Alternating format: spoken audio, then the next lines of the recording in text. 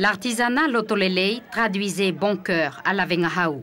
L'équipe que nous avons filmée ce matin est composée d'une vingtaine de femmes. Depuis 8 heures, elles procèdent à l'assemblage de ce qui deviendra le ngatu.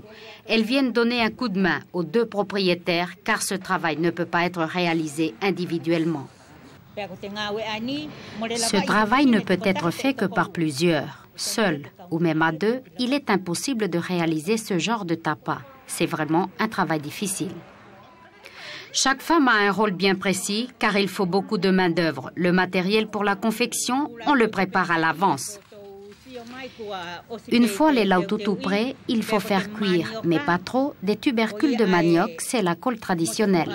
Le liquide est à base d'écorce de palétuvier, de hea et coca, le tout écrasé et mélangé.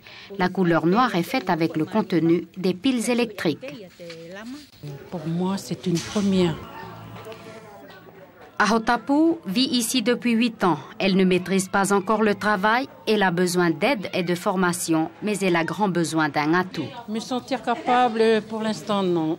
Parce que je crois que il faudrait, comme l'a dit Madame Lissiahi, il faudrait beaucoup de monde pour pouvoir confectionner justement le ngatu. Le plus dur, vous ne le verrez pas à l'image. C'est la frappe de l'écorce du mûrier qu'il faut étaler.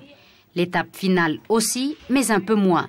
Une fois collé et dessiné avec les encres locales, le tapa géant est mis au soleil pour le sécher avant sa destination coutumière. Comme là, en fin d'année, il y a justement les communions, c'est justement pour ça que je suis là, pour faire justement ça, le ngatu.